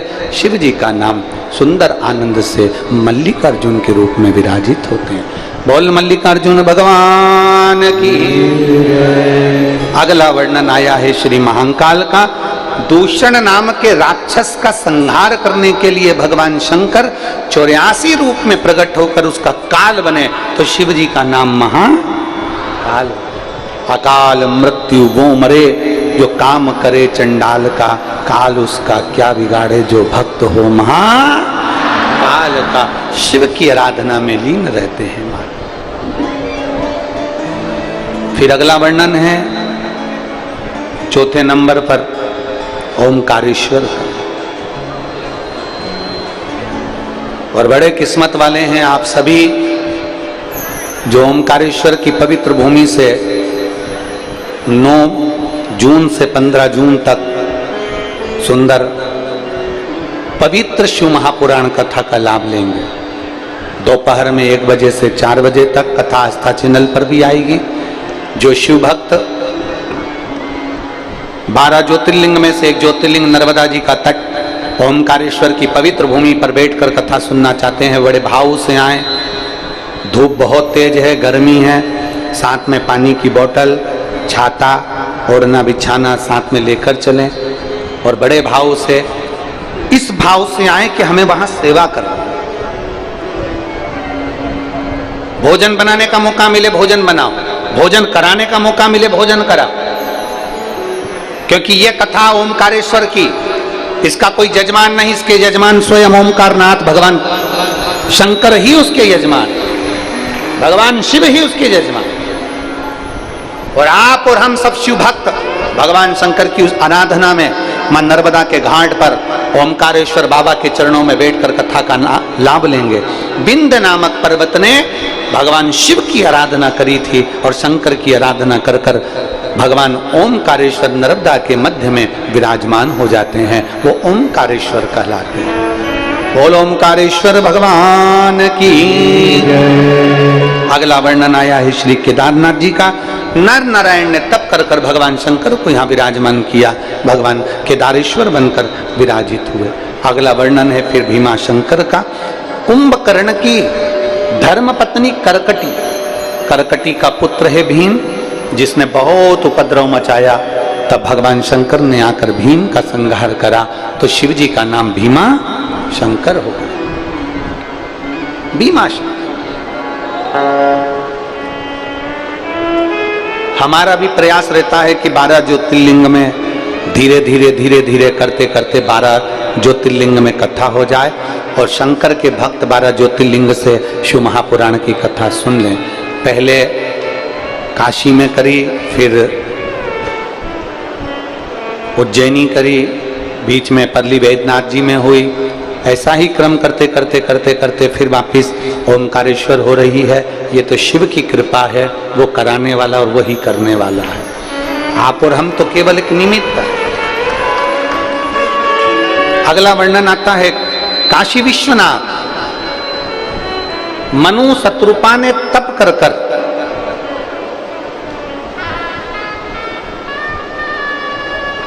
भगवान शिव को काशी में विराजमान कर, भगवान शंकर काशी में विराजित और विश्वनाथ बनकर विराजमान हुए। बोल काशी विश्वनाथ भगवान की। अगला वर्णन है त्र्यंबकेश्वर। गौतम बाबा पर गौ हत्या का दोष लगा दिया। ईर्ष्या करने वालों ने गौतम ऋषि पर गौ हत्या का दोष लगाया।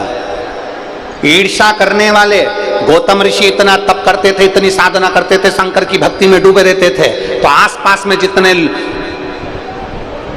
संत ब्राह्मण रहते थे उनके अंदर ईर्ष्या प्रकट हो गई कि ये तो शंकर जी की इतनी उपासना करते, हम तो इतनी कर ही नहीं पाते। जो भी आता है वो गौतम ऋषि का जय जय घोष करता है, जो आता है वो गौतम ऋषि की जय जयकार करता है, और हमारा तो कोई नाम ही नहीं लेता। तो सारे ब्राह्मण ऋषि जो थे वो उनके मन में आया कि कुछ भी करके गौतम ऋषि पर गौ हत्या का दोष लगा। गणेश जी को गाय बनाया गया, गौतम ऋषि के आश्रम में भेजा गया और गणेश जी से कहा कि उनके आश्रम में तुम जाकर मर जाना, श्राप लगेगा, दुनिया के लोग हाहाकार करेंगे कि गौतम ऋषि ने गौ माता को मार दिया। देखिए, ईर्ष्या, नफरत, जलन ये इतनी शरीर में हावी हो जाती है कि दूसरों का भला करने की जगह दूसरे का लोग बुरा करना प्रारंभ कर देते हैं, किसी की प्रतिष्ठा देखकर। और यहाँ रामचरितमानस में तो यहाँ तक कहा है, ऊंच निवास नीच करतूती और देख ही न सकही पराई विभूति। अच्छे अच्छे औहदे पर लोग बैठ जाते हैं, बहुत बहुत ऊंचे ऊंचे सिंहासन पर बैठ जाते हैं, बहुत बड़े बड़े पद पर लोग बैठ जाते हैं और किसी की प्रतिष्ठा नहीं देखी जाती है। इतने लोग कैसे आ रहे हैं, भरचक गर्मी में 46 डिग्री टेम्परेचर है, इतनी सारी भक्त कैसे आ गए, कैसे पहुंच गए, क्या व्यवस्था हो रही होगी, इतना सारा खाना कहां से आ रहा होगा, इतना सारा भोजन कैसे कर रहे होंगे, पानी की व्यवस्था कैसे हो रही होगी, ये इतनी भीड़ कैसे आ गई, क्या हो गया। तो ये ईर्ष्या लोगों के अंदर आती चली जाती है और ईर्ष्या जब अंदर भराती चली जाती है तो दुनिया के लोग फिर बदनाम करना प्रारंभ कर देते हैं, गाली देना प्रारंभ कर देते हैं, अपशब्द कहना प्रारंभ कर देते हैं। ईर्ष्या भरी है लोगों के अंदर तो वो तुमको प्रकट करेंगे ही। ईर्ष्या अंदर, प्रतिष्ठा नहीं देखी जाती है, सत्ता नहीं देखी जाती। गौतम बाबा पर गौ हत्या का दोष लगा दिया, दोष लगा गौतम ऋषि पर, जैसी दोष लगा मां अहिल्या ने भगवान को पुकारा, ब्रह्मा विष्णु वहां आकर विराजमान हुए, त्र्यंबकेश्वर के रूप में विराजित होते हैं। अगला वर्णन आता है श्री वेद्यनाथ जी का। रावण भगवान शिव का शिवलिंग लेकर जा रहा था, बीच में भूमि पर रख देता है तो भगवान वेद्यनाथ जी के रूप में विराजमान हो जाते हैं। अगला वर्णन आया है श्री नागेश्वर। दारुक नाम के राक्षस के भगवान ने संहार किया, नागेश्वर के रूप में विराजित हो गए। अगले वर्णन है रामेश्वरम का। भगवान राम ने लंका पर चढ़ाई करने से पहले भगवान स्वयं शिव की स्तुति करते हैं, उनकी आराधना करते हैं, उनकी स्थापना करते हैं, रामेश्वरम के रूप में विराजमान हुए। अगला वर्णन है कृष्णेश्वर। सुधर्म नाम के ब्राह्मण की 2 धर्म पत्नियां थी, सुदेहा और घूष्मा। सुदेहा के यहाँ संतान नहीं हुई तो घूष्मा का बेटा सुदेहा को दे दिया, सुदेहा को दे दिया गया। सुदेहा ने बेटे को बड़ा करा, विवाह कर दिया। बहू को मालूम पड़ा कि मेरी असली सास तो घूष्मा है। बहू ने पूछना बंद कर। सुदेहा को गुस्सा आ गया, बेटे के तलवार से टुकड़े कर कर कपड़े में बांध कर तालाब में फेंक दिया। घूष्मा का मन था, घूष्मा की चित्तवृत्ति में शिव समाये थे, रोज शंकर की आराधना करती थी, शिवलिंग का निर्माण करती, भगवान शंकर का शिवलिंग तालाब में विसर्जन करने जाती। एक दिन घूष्मा ने सोचा मेरे बेटे को मैंने बहुत दिन से नहीं देखा, तभी उसका 1 हफ्ते पहले मरा हुआ बेटा तैरते हुए बाहर निकल कर आ गया। शिव जी का नाम कृष्णेश्वर महादेव। ये 12 ज्योतिर्लिंग का चरित्र भगवान देव अधिदेव महादेव श्रवण करते हैं। तुमरुका जी चंचुला देवी को कथा सुनाते हैं। चंचुला का पति बिंदु प्रेत योनि से मुक्त होता है। भगवान देव अधिदेव महादेव का आनंद राशि होते हैं। शिव जी जटा से बेलपत्र उठाकर शिव पोथी को समर्पित करते हैं। भगवान शंकर से तुमरुका जी ने वर प्राप्त किया। शंकर भगवान कहते हैं सुनो तुमरुका जी, कलयुग में, कलिकाल में